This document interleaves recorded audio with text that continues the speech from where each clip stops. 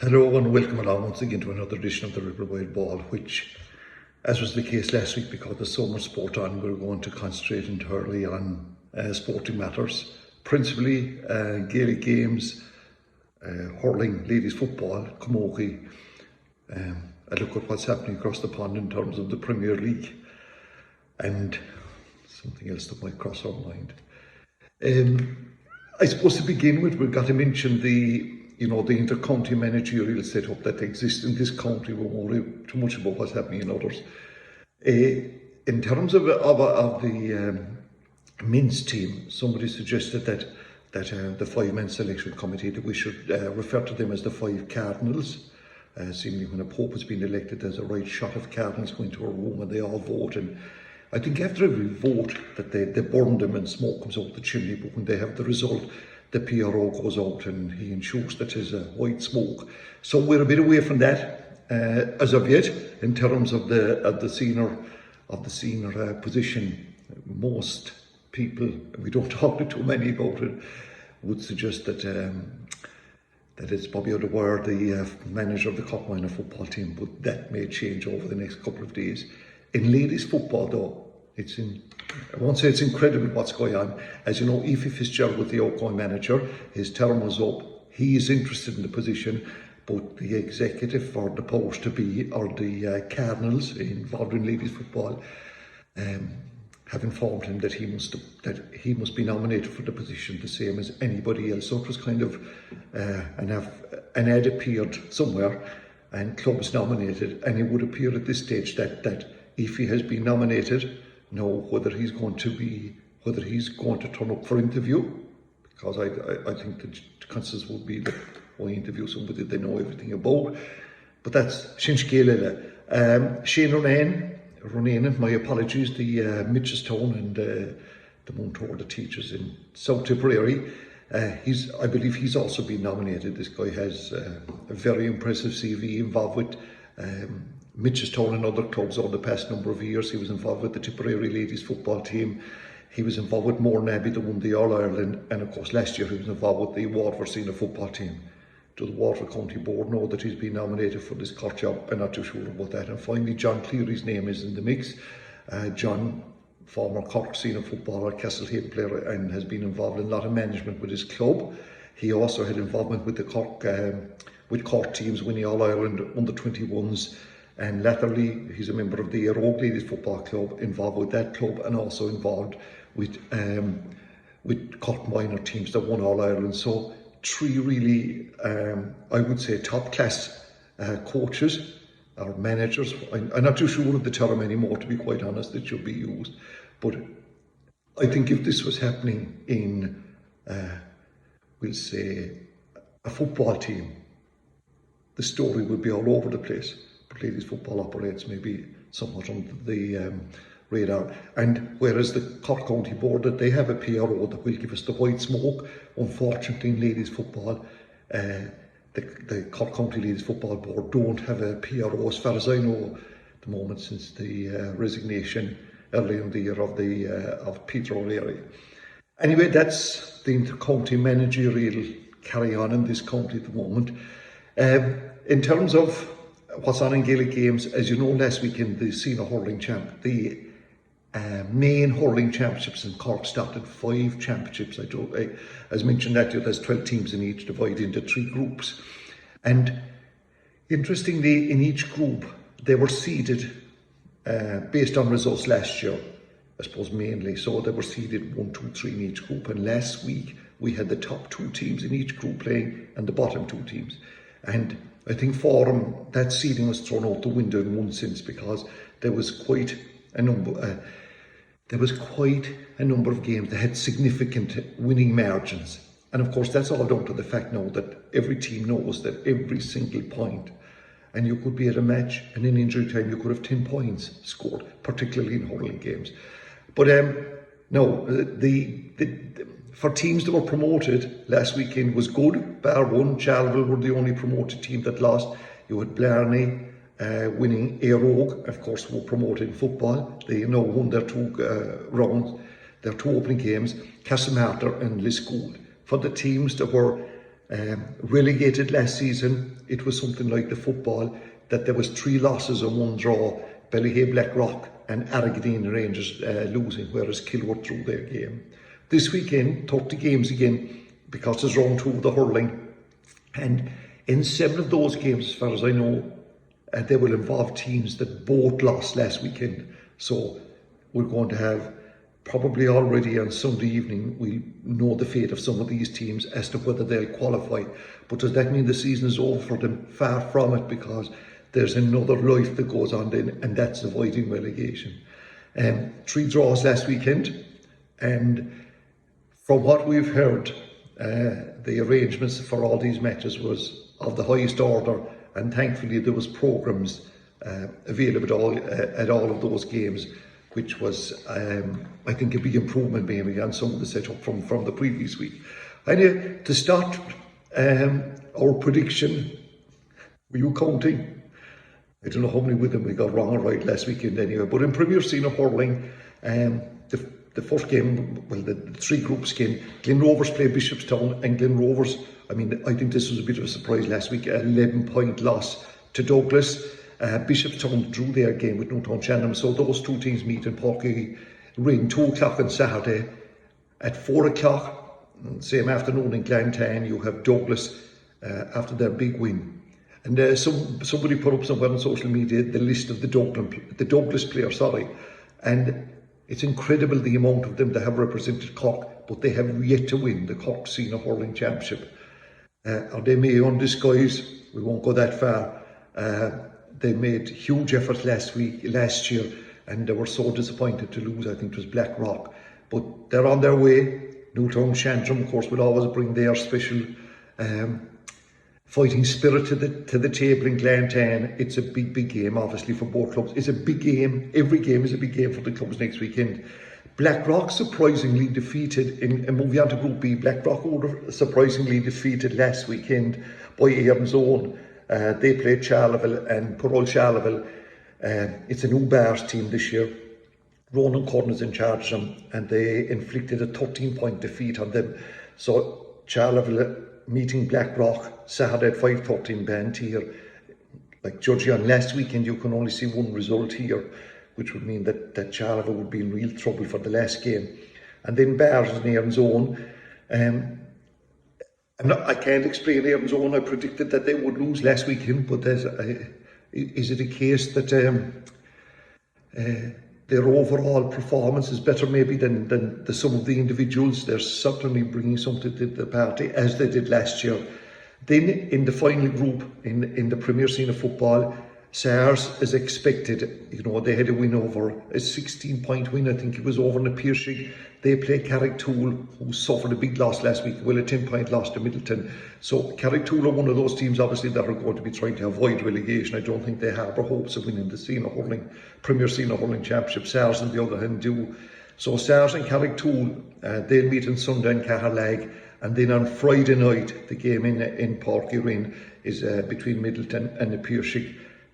It will be interesting. Like, is there a fall off in the north side of the city? Are Glen Rovers actually slipping? Are the Piershig slipping?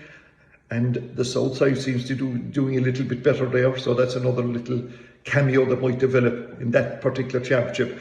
Moving on to the scenery of hurling, and in the A group, as I said, no, there's no difference A, B and C. Kanturk play Blarney. Both of them had wins last weekend. Kanturk 11-point winners over Bandon, and Blarney their first day out at this level, having a 5-point win over Fermoy. So they meet in Malone Friday night.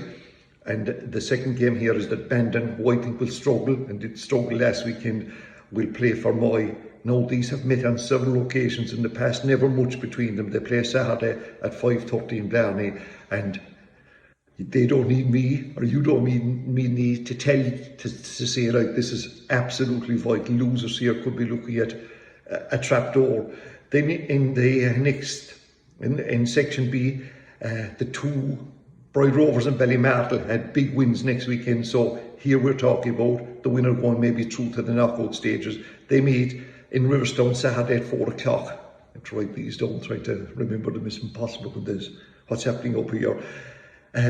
But the two defeated teams last weekend, Ballyhay, who suffered a 16-point defeat, and they were, they were relegated last season to Bright Rovers. They play Mallow, who had a similar loss to Ballymartle. I was really surprised at that one, the Ballymartle-Mallow game. So Saturday these two meet in Buttevant, and I'd imagine there's always rivalry. They're only out the road from each other. This is a case of winner goes home smiling, alive and well. Losers could be getting fitted once again for the Slán Lad suit. The next group here, you've got Father O'Neill's, who were very lucky last week, getting a late goal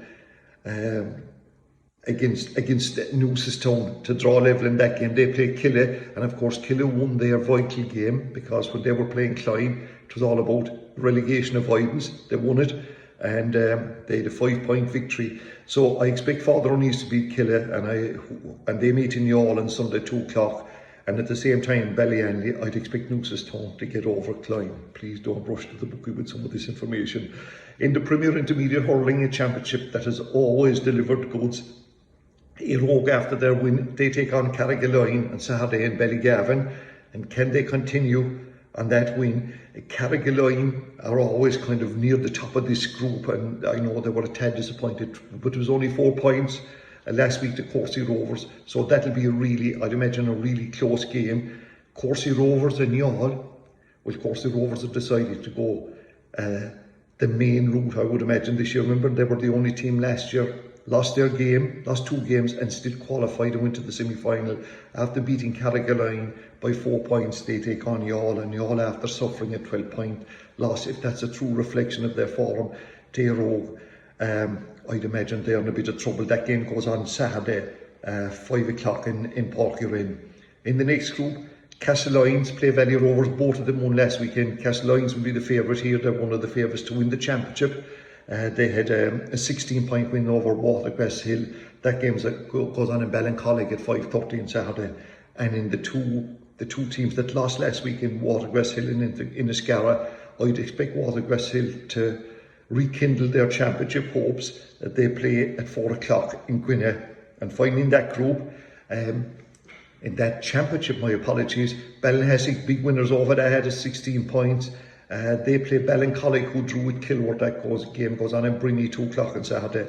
And at the same time, in Castlelyons, the two defeated teams will be hoping to get something out of this one. Gwynedd will take on Kilworth, and remember, Kilworth were one of the relegated teams, and I had where Willie was their main scorer last week. Will have to improve considerably if they are to retain an interest in the championship.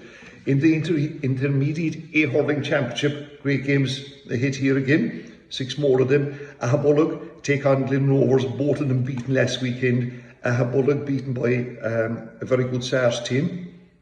But when I said this to an Ahabullogue player before the game, he said Ahabullogue are a good team as well. Well, my friend will see now. You take Glen Rovers, and I think that they should be good enough to beat the Glen. That Sunday at 3 o'clock in Ballincollig, and at 5:30 at Liscool, SARS will take on Dungourney. East Cork Derby. As I said, both of them victors last weekend, but you'd imagine SARS, because they've such an array of hurlers down there and won so many titles down through the years at underage level. Castlemartyr are absolutely delighted with their big win after being promoted last weekend, 15 points over Douglas' second team. They take on Blackrock, who lost, and remember, they were a relegated side, so I expect Castlemartyr to beat them in Cove on Sunday 2 o'clock, and at 3 o'clock in St. Vincent's. It's a long time since I heard not a match happening in St. Vincent's, but a county championship game happening up in that part of the city. Douglas take on Mayfield, and Mayfield, they've no football to contend with now. Sadly, from their point of view, I expect them to get over that. And finally, the 2 games in this section are Kildare, who drew last weekend with Kildove. They take on Meelan. They had a 5-point loss. That game goes on Friday, I think. It's in Newtown at 7:30. And again here, if Meelan were to lose, Kildare have 1 point, which can make a difference if you're talking about relegation. So Meelan will need to get back on the horse and try and win that one. And finally, Kildove and Middleton. It's Middleton's second team, and a bit like SARS, they're really strong at this level. So that's going to be a struggle for Clydov and Ballinor on Saturday. The last championship is the lower intermediate, as I call this one, the holding cell championship, because as I mentioned to you, the county board are trying to decide what to do with this particular championship, what to do with these teams, where to rehouse them. But for the teams in it, they'll be fighting tooth and nail to get out of it for a start. Arrogin Rangers take on Gwinnett Sunday 3:30. All of these games are on Sunday actually, and yeah, I think they are in Clydov, and both of them lost last weekend. Arrogin Rangers, I think, will have the advantage here. Gwinnett, I think, would be in a small bit of trouble, beaten by Dripsy. And then in Bandon at 3 o'clock, you've Kilbritton, who did well in this championship last year, and like them all intend to do well. I expect them to get over that one. Russell Rovers, mighty win for them last week over the Bar second team. They take on their neighbours, Russell Rovers in Dungourney at 2 o'clock. That'll test them now. And were they to win here, like, they'd be as happy as Larry is the saying going, they'd be in the semi-final of this championship. Bars, Russell Rovers lost last weekend to Tracton, so Tracton will have, like, there was a time when Tracton were right up at the top of the pile. They're struggling a bit of late, but they'll be buoyed up by last week's win, and if they could get over the Bars, which they may, they play that game in Ballinhassig Sunday at 3. St. Catherine's, will they be favourites over Barry Rowe? Barry Rowe barely avoided relegation last year, and they would definitely not want to be down there this year. Well, they're going to have to start getting points, and not too sure they'll get them on Sunday. And finally, Milford and Ballygavin, nothing between these two sides. We could even have a draw here if we could predict something like that. No, the Camogie Championships are starting this weekend as well, and hopefully over the next couple of weeks we'll become more familiar with the different grades. But we're going to start with the Senior Championship. Now, the way this operates, they have 19 teams and they operate a backdoor system. They're not in groups like the county board one or the ladies football. But every team gets 2 matches, which is to be welcomed.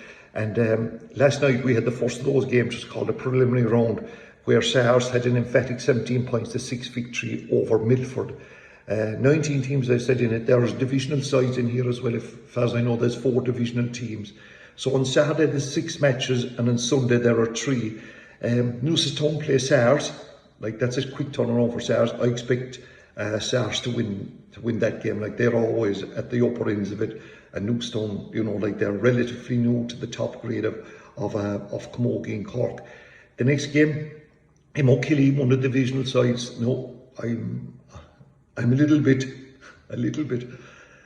very much knowledge deficient when it comes to some of divisional teams in Camogie. But their game with Ballygavin could be a close enough affair. By the game, that game goes on as a Saturday as well in Church Road at 5:30. The Newcestown game goes on at 3 o'clock.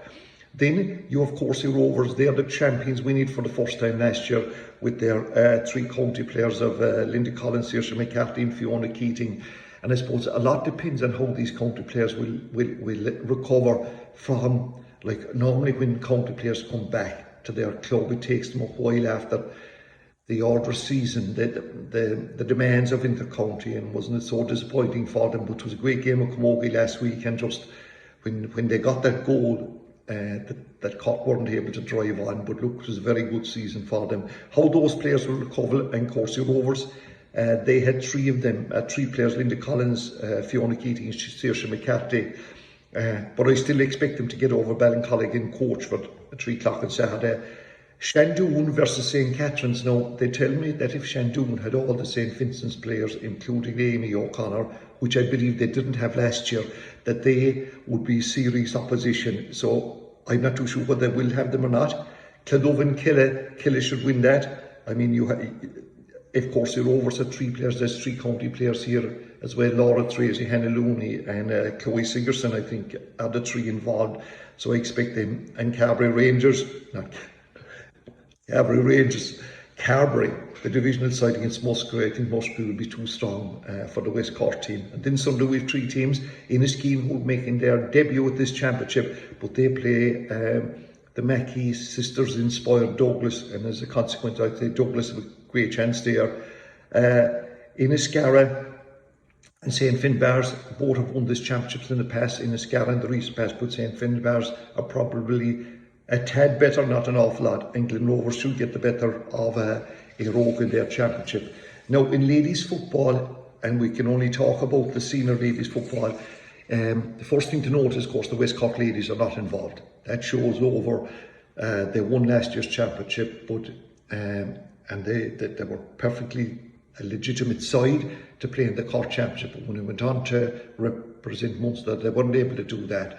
And you know, the setup, I think now, if there's amalgamated teams, there can only be made up of 3 junior teams or a junior and intermediate. So West Cork ladies, no more. So what's happening is that there's 9 teams in it. They divided them into a group of 5 and 4. In Group 1, you Mourneabbey, Bride Rovers, Fermoy, Inch Rovers and Ahada. And Group 2, then you Vals, Aero, Clonakilty and Kinsale. Clonakilty, of course, who won the intermediate last year. Like, it looks like, obviously, that Mourneabbey are ahead of the rest of them, and this can make this champ. Like last year when West Cork was in there, it was really competitive. But anyway, there's only 2 games this weekend, and they're in Group 1. Both games on Sunday, where Fermoy take on Mourneabbey in Fermoy, and Ahada take on Bride Rovers at 4 o'clock in Ahada. Moving on to soccer, and it was after the exploits of the Champions League, and for those of you who are ABU fans, you'll be absolutely delighted, despite the fact that Ronaldo got an early goal for them. They lost out to a crowd called the Young Boys. I think they're from Switzerland. They were the only English, British, be careful here with the lingo we're using. Chelsea had a 1-0 winner over Petersburg. Man City went ballistic in their game last night against Leipzig, winning 6-3. And Liverpool were very, very glad of it. I think it was a Jordan Henderson goal midway through the second half that got them over AC Milan 3-2.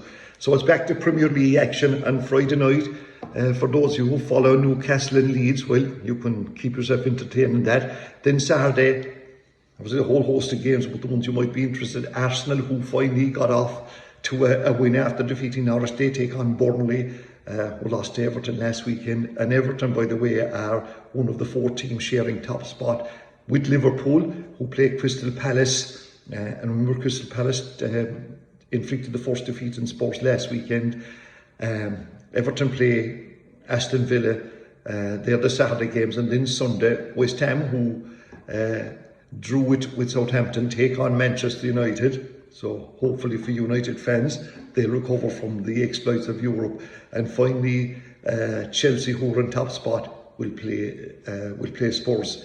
So that's basically a quick look back, maybe, and look forward. And I don't know how many of those predictions we get right or wrong.